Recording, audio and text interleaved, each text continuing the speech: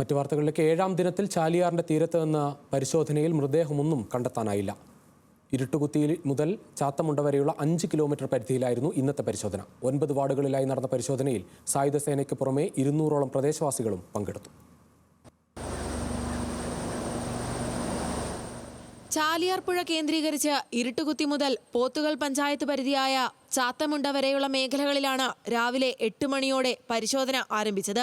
മാച്ചിക്കൈ, ഇരുട്ടുകുത്തി, അമ്പുട്ടാൻപെട്ടി, തൊടിമുട്ടി, നീർപ്പുഴമുക്കം തുടങ്ങി ചാലിയാർ തീരത്തെ 9 വാർഡുകൾ കേന്ദ്രീകരിച്ച് 5 കിലോമീറ്റർ ദൂരപരിധിയിലായിരുന്നു പരിശോധന.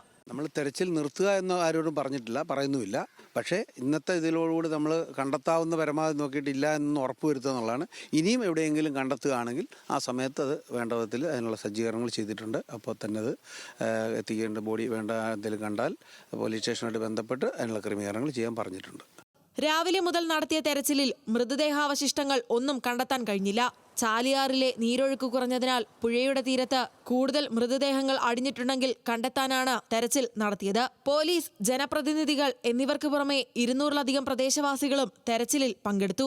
ചാലിയാറിന്റെ തീരത്തെ വനമേഖല കേന്ദ്രീകരിച്ചുള്ള തെരച്ചിൽ കഴിഞ്ഞ ദിവസം പൂർത്തിയാക്കിയിരുന്നു. ഇതിൽ ഉൾവനത്തിൽ നിന്നും 28 മൃതദേഹങ്ങൾ കണ്ടെടുത്തു.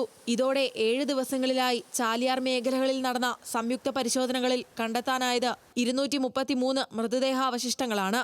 ഇതിൽ 75 മൃതദേഹങ്ങളും 158 ശരീരഭാഗങ്ങളും ഉൾപ്പെടുന്നു. കഴിഞ്ഞ ദിവസം സൂചിപ്പാറയുടെ സമീപം കാന്തൻപാറയിൽ നിന്നും ഒരു മൃതദേഹം കണ്ടെടുത്തിരുന്നു. ഇവ നേരിട്ട് വയനാട്ടിലേക്ക് എത്തിച്ചു. ചാലിയാറിന്റെ തീരത്തെ പ്രാദേശിക തെരച്ചിൽ നാളെയും തുടരും. ഇനി മേഖലയിൽ നിന്നും കണ്ടെത്തുന്ന മൃതദേഹങ്ങൾ നിലമ്പൂർ നഗരസഭ പൊതുശ്മശാനത്തിൽ സംസ്കരിക്കുമെന്ന് ജില്ലാ കളക്ടർ അറിയിച്ചു.